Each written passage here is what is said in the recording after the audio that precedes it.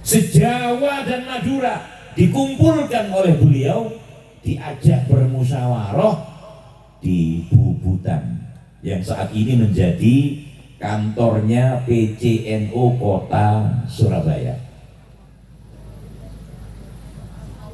Apa hasil daripada pertemuan para kiai, para ulama se-Jawa dan Madura tanggal 21 dan tanggal 22?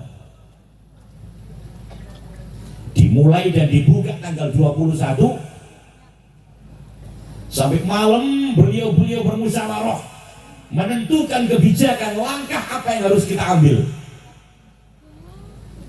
dan baru diputuskan tanggal 22 malam kira-kira jam 19 jam 20 diputuskan yang terkenal dengan sebutan resolusi jihad. Dengan resolusi jihad ini, setelah beliau pulang ke daerahnya masing-masing, sama-sama menyampaikan ke daerah-daerahnya masing-masing. Yang Madura sampaikan ke Madura, yang dari Jawa Barat disampaikan kepada warga NU di Jawa Barat, yang di Jawa Tengah disampaikan ke warga NU Jawa Tengah, yang di Jawa Timur juga disampaikan kepada warga NU di Jawa Timur, sehingga merata resolusi jihad ini dengan waktu yang singkat. Saat itu boten enten yang namanya WA, boten enten ya. Telepon mawon boten enten, jarang sekali. Kalau radio memang sudah ada. Sehingga penyebaran resolusi jihad ini dari mulut ke mulut. Tapi dalam waktu singkat 2-3 hari sudah menyebar kemana-mana bahwasanya fatwa Hadratus Syekh resolusi jihad mewajibkan kita untuk berperang melawan penjajah. Kalau mati syahid.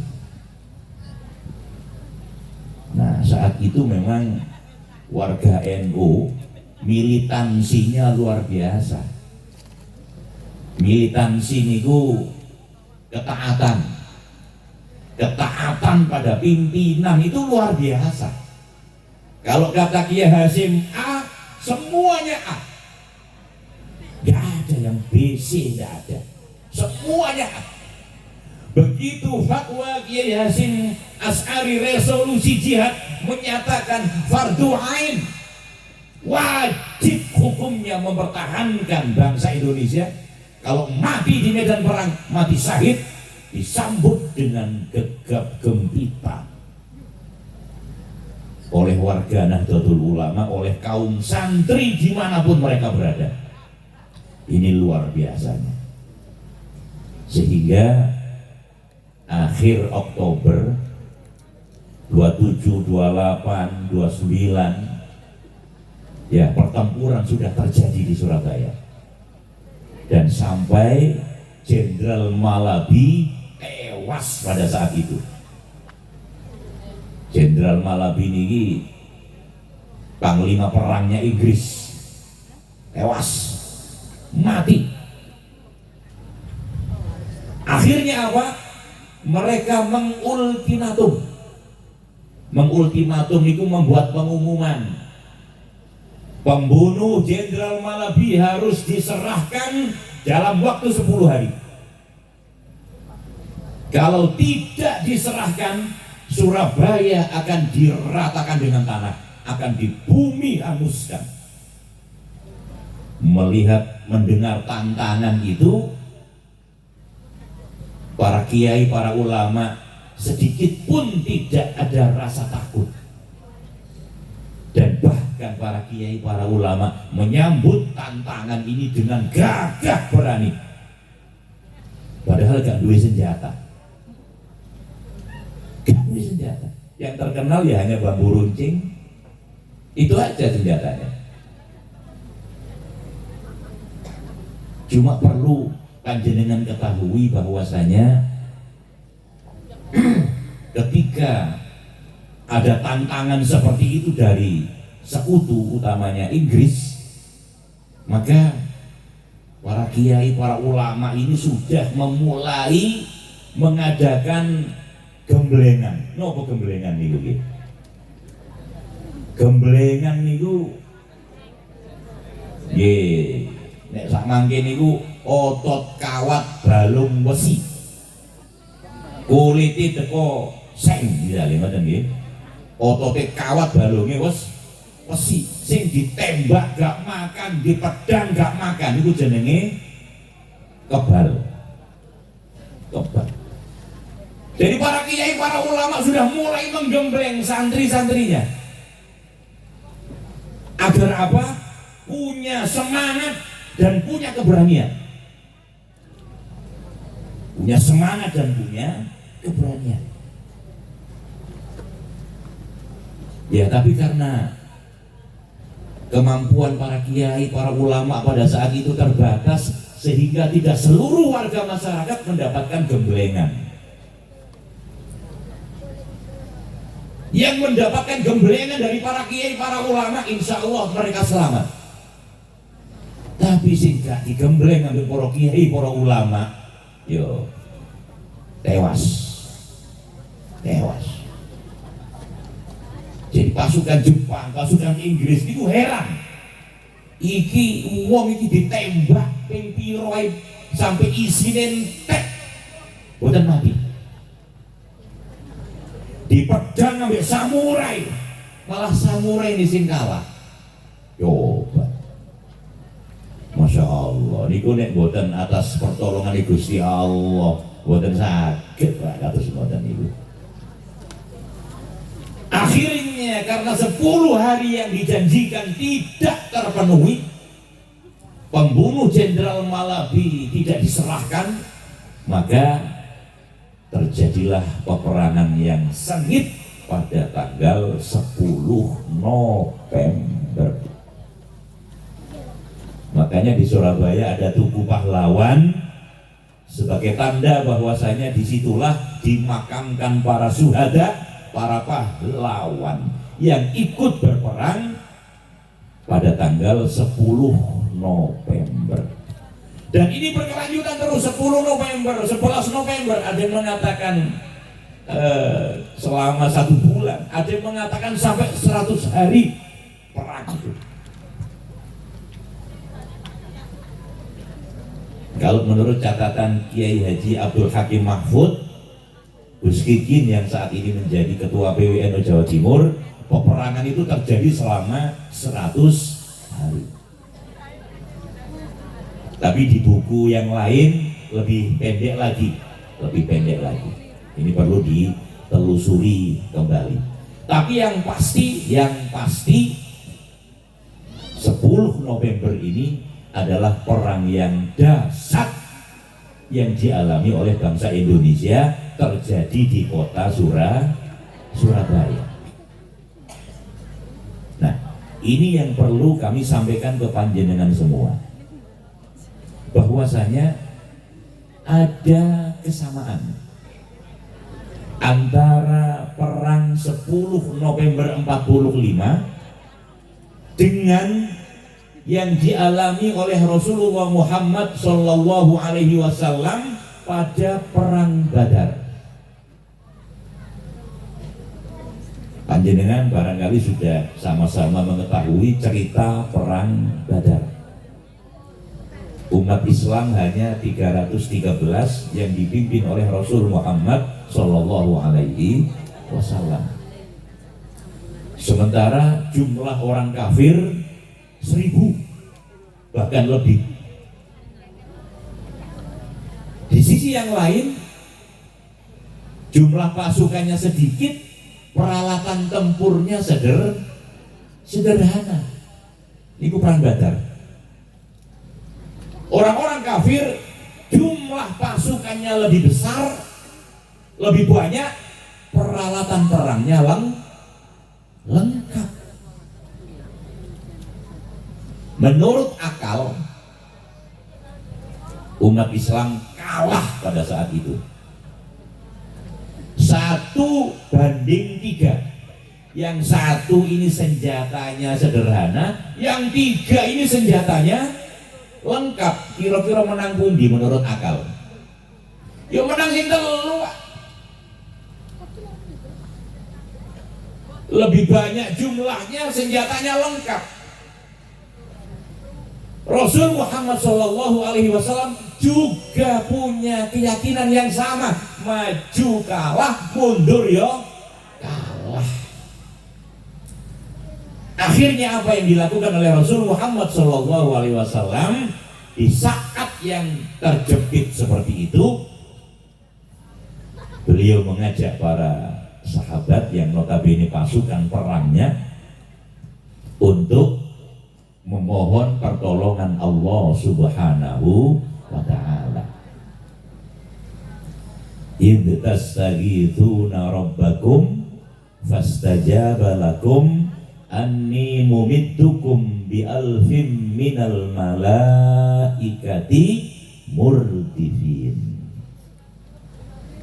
Ketika Rasul Muhammad bersama para sahabat pasukan perang ini beristighosah memohon pertolongan Allah Subhanahu wa ta'ala, fastajaba lakum, Allah mengijabai apa yang diinginkan oleh Rasulullah Muhammad sallallahu alaihi wasallam. Nah, pada saat istighosah ini, memohon pertolongan Allah ini, dalam satu hadis ya di kitab hadisnya Imam Bukhari, beliau itu berdoa seraya mengangkat tinggi-tinggi tangannya, seraya mengangkat tinggi-tinggi tangannya dan mencucurkan air mata. Ini tanda niki tandane nek wong wis nangis oleh ndonga, oleh njaluk temenan apa mboten iki? Oh, nek sampe nangis niku masyaallah pun temenan niku pun. Makane panjenengan nek njaluk ndonga pengen diterima ya sampai mencucurkan air mata, insya Allah diijabahi kali Gusti Allah. Nih ojo netes nopo nyumoto nek ditagih utang mawon. Ono ganti kira teko nangis. Disingeni bojo nangis. Ojo ngono tok. Ketika berdoa kepada Allah, usahakan air netes. Niku tondo wong sing ndonga temenan. Nah, Kanjeng Nabi pada saat itu berdoa dengan mengangkat tangan beliau tinggi-tinggi dan mencucurkan air mata. Gusti, menawi kula kali pasukan kula sak mangke niki kalah Gusti pun. Agama panjenengan boten berlangsung Gusti, entek Gusti. Niki salah satu di antara isi doa Rasul Muhammad sallallahu alaihi wasallam. Menawi umat Islam di perang Badar niki kalah Gusti pun, Islam agama panjenengan tidak akan berlangsung, telas pun. Karena mati kabeh. Mila kula nyuwun dumateng panjenengan Gusti, paringi kami kemenangan Gusti. Berilah kami kemenangan Gusti dalam perang Badar niki. Fastajaba lakum anni mumiddukum bi alfin minal malaikati murdifin. Masya Allah. Dungoni Kanjeng Nabi, penjalukane Kanjeng Nabi diijabahi kali Gusti Allah dengan mengirimkan 1000 malaikat untuk membantu pasukane Gusti Kanjeng Nabi. 1000 malaikat ini diturunkan kali Gusti Allah. Orang-orang kafir nggih mboten kelihatan, gak ketok wong kafir. Tapi sebagian sahabat ada yang melihat berpakaian pakai nopo jenenge surban yang ditutupkan di kepalanya sambil menaiki nopo jenenge kuda dan membunuh orang kafir itu dengan dipukul napa jenenge niki? Nggih. Ngeri inilah oh dipukul teyel mati. Masya Allah. Sementara orang kafir gak kelihatan tenggene malaikat ini mboten ketok.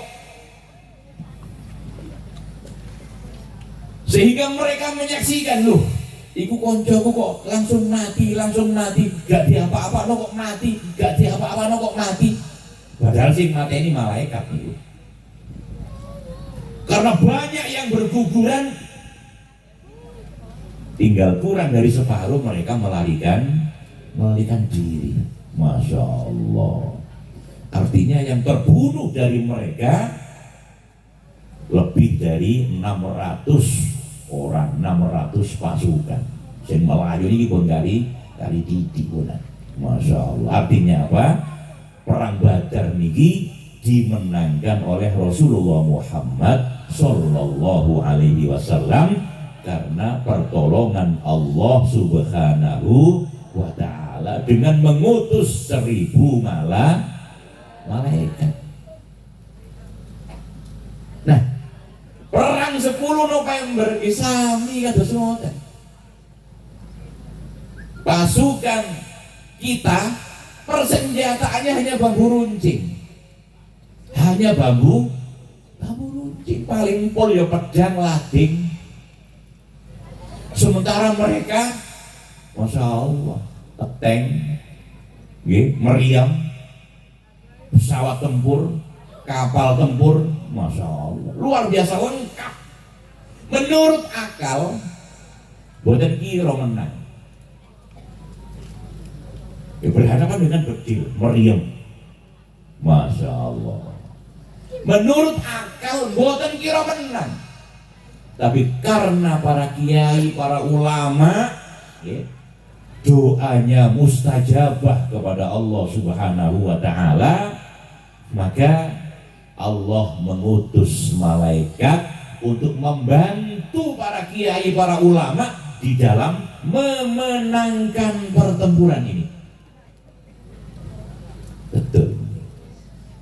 Kalau nak ditulungi Gusti Allah pun dari merdeka awak dhewe. Nah itu karena dungo ni para kiai, dungo ni para ulama pada saat itu memang nangis, betul-betul nangis dumatan Gusti Allah. Akhirnya apa? Peperangan itu dimenangkan oleh kita bangsa Indonesia. Bangsa Indonesia. Nah, karena para kiai, para ulama ini orang-orang yang ikhlas, orang-orang yang memang kepingin bangsa Indonesia ini lepas dari penjajah. Setelah perang selesai, ditawari kedudukan, dadi panglima, dadi nopo, boten purun, Bu. Sudahlah, kasihkan yang lain, saya kembali ke pesantren. Podo balik nang pesantren ini dewi, Masya Allah. Boten rebutan jabatan, boten rebutan kedudukan, kembali beliau-beliau ke pesantrennya masing-masing untuk bisa memberikan pelajaran agama kepada santri-santrinya. Niki luar biasa nih keikhlasan nih para kiai, para ulama pada saat itu.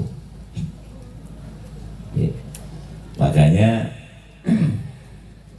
pemerintahan Jokowi, Pak Jokowi memberikan apresiasi, memberikan penghargaan yang setinggi-tingginya kepada para kiai, para ulama, para santri yang berjuang mempertahankan bangsa dan negara.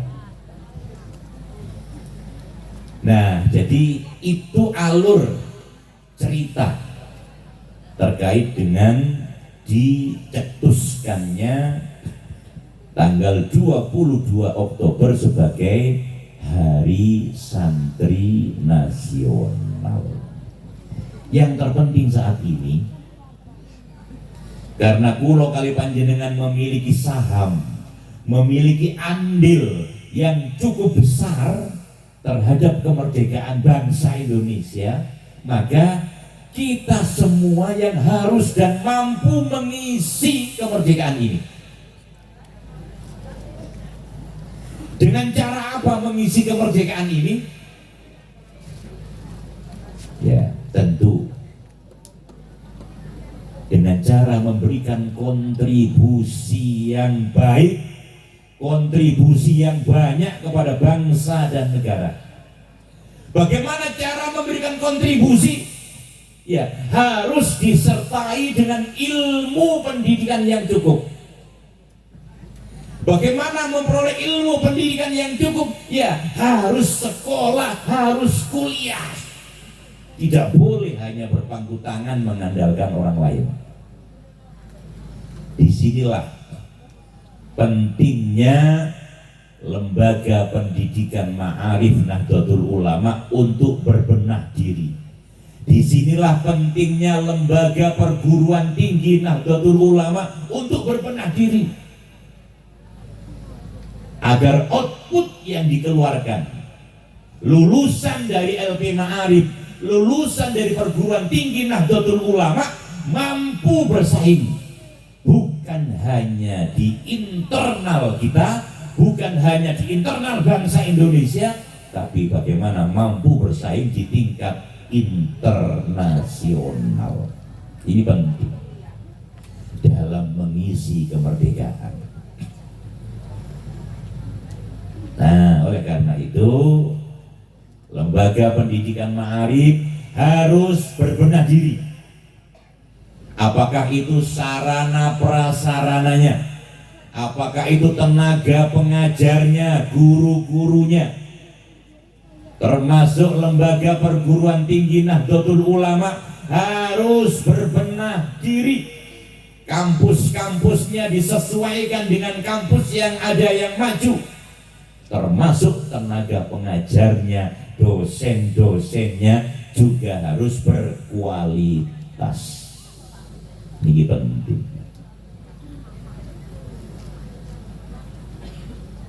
Bagaimana caranya? Ya, dengan berbagai macam dan banyak cara untuk menuju Roma. Cita-cita harus kita cantolkan setinggi mungkin, harus kita gantungkan setinggi mungkin. Insya Allah ada jalan untuk menggapai cita-cita atas restu dan pertolongan dari Allah Subhanahu wa Ta'ala. Kita memang menyadari, Pak, Bu, ngantuk tak bulan ini? Non? Oh, ngantuk sholawatan riyen nggih, sholawatan riyen nggih.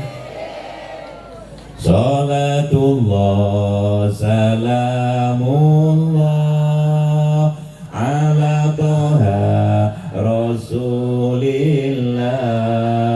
Salatullah salamullah ala yasin habibillah. Monggo. Salatullah salamullah ala toha rasulillah. Salatullah salamullah ala yasin tawassalna bismillah wa bil hadi rasulillah. Tawassalna bismillah wa bil hadi rasulillah wa kulli mujahidilillah bi ahlil badri ya Allah. Salatullah salamullah ala toha. Salatullah ala yasin ilahi salimil ummah minal afati wan niqmah. Ilahi salimil ummah minal afati wan niqmah wa min hammi wa min al-ummah bi ahlil badri ya Allah. Salatullah salamullah ala toha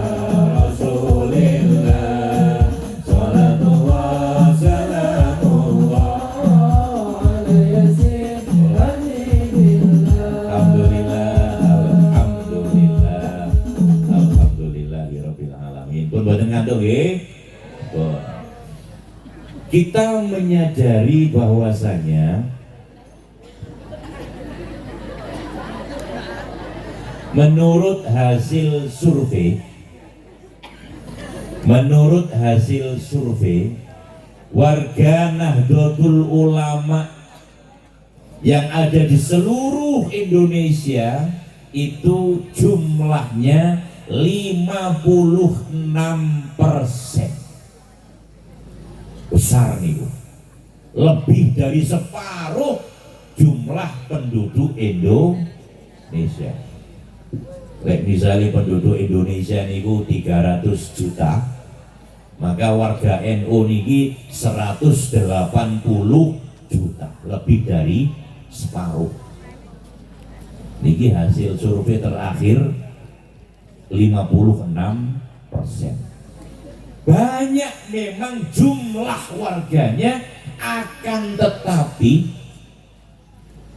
yang mengenyam pendidikan, yang selesai kuliahnya, yang sampai profesor, jumlahnya hanya sedikit. Jumlahnya hanya sedikit. Jadi dari sekian ratus juta, barangkali yang punya titel doktor masih bisa dihitung, yang punya titel profesor juga masih bisa dihitung. Dari sinilah maka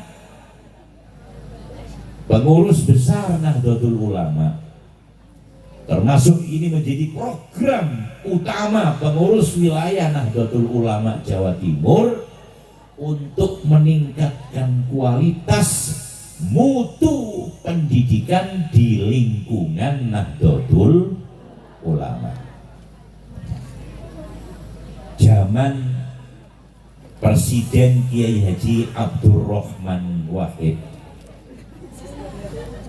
ketika beliau jadi presiden, golek menteri teko NU niku angele luar biasa. Nggih napa nggih? Harus diakui. Tahun 99, tahun 2000 golek menteri, wong sing pinter, wong sing ati didekek dijok. Boten enten.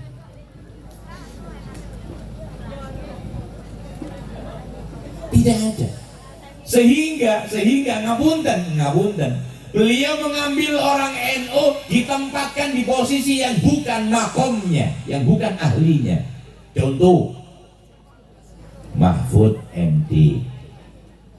Beliau ini ahli hukum, tapi ditaruh sama Kiai Abdurrahman Wahid di Menteri Pertahanan. Coba. Ya bisa memimpin Menteri Pertahanan, tapi harus belajar.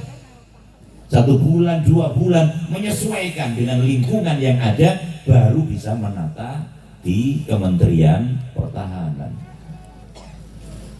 Kalau profesi beliau sendiri ahli hukum tata negara.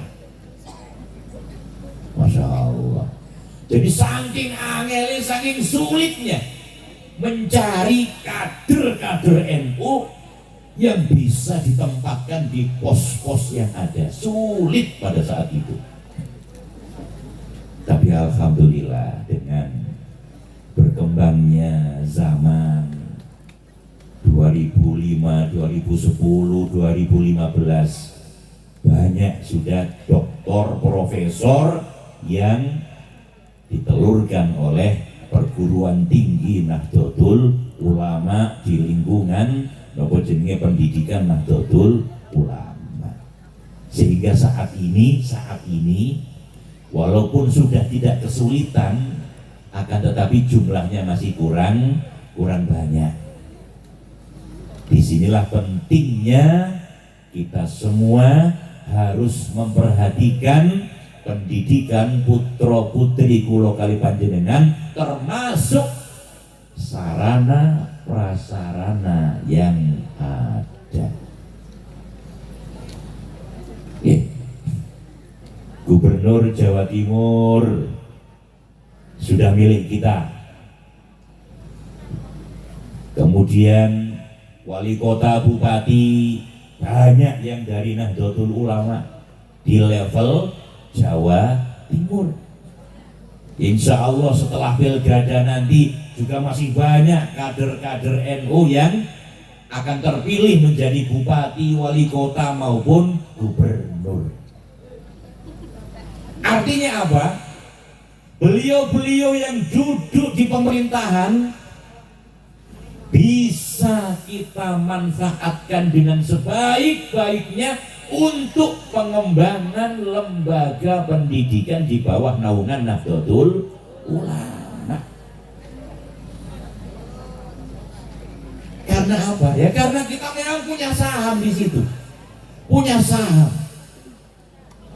Kita punya saham yang cukup besar, sehingga wajar kalau kita meminta kepada beliau-beliau agar supaya memberikan sarana dan prasarana yang cukup untuk pendidikan putra-putri kader-kader Nahdlatul Ulama. Nah, yang kedua yang perlu kita bangun kembali adalah militansi dari warga Nahdlatul Ulama. Kembalikan militansi kita kepada zaman dulu saat Rois Akbar dipimpin oleh Kiai Haji Hasyim Asy'ari. Militansi itu adalah rasa memiliki kepada Nahdlatul Ulama. Itu jenenge militansi. Ya, contohnya gampang-gampangannya ngeten. Kalau di sini ada lembaga pendidikan milik NU, di sebelahnya ada lembaga pendidikan milik orang lain, panjenengan memasukkan anaknya ke lembaga pendidikan NU, ini jenenge militansi. Walaupun milik orang lain lebih bagus, misalkan bangunannya mentereng, tingkat 5, tingkat 10, PNU sih tingkat loro misalnya. Anak jenengan malebokno nang nggone lembaga pendidikan milik NU. Iki jenenge militansi. Paham, Bu? Nggih. Siapa yang membesarkan lembaga pendidikan NU kalau bukan dari kita sendiri? Masya Allah. Di lembaganya orang lain SPP-nya 100 juta uang masuknya, sementara di milik kita hanya 20 juta. Lu malah milih sing kono, larang dudu PDW. Iki jenenge mboten ada militansi. Kalau di hati kita ada militansi, apapun keberadaan lembaga milik NU, itu yang harus kita besarkan. Masya Allah. Rumah sakit, kalau ada rumah sakit milik NU, maka kita harus utamakan itu rumah sakit milik NU. Ya. Itu namanya punya jiwa militansi. Ya. Nah, militansi ini yang agak luntur pada hari ini di kalangan pulau kale panjenengan, agak luntur. Jadi rasa cintanya, rasa memilikinya kepada Nahdlatul Ulama sudah mulai pudar. Ya. Kalau betul-betul kita militansi kepada Nahdlatul Ulama, jangankan napa jenenge iuran syahriah bulanan, walaupun mingguan kita bayar. Itu namanya punya jiwa militansi, rasa memiliki yang tinggi untuk membesarkan Nahdlatul Ulama. Masya Allah. Nah, mudah-mudahan di hari santri pada tahun 2024 ini kita bisa membangun, menumbuhkan kembali jiwa militansi kita, sehingga NU menjadi bertambah besar, baik di MWC Jenangan maupun di PCNO Ponorogo. Dengan Hari Santri 2024, mari kita besarkan lembaga-lembaga pendidikan milik Nahdlatul Ulama. Dengan majunya lembaga pendidikan, insya Allah akan menelurkan kader-kader yang berkualitas sehingga mampu melanjutkan estafet kepemimpinan di Kabupaten Ponorogo di MWC Jenangan. Ngoten nggih? Pun kurang langkung nyuwun agungipun pangapunten. Allahul muwaffiq ila aqwamit thoriq. Wassalamualaikum warahmatullahi wabarakatuh. Dimohon untuk bersedia.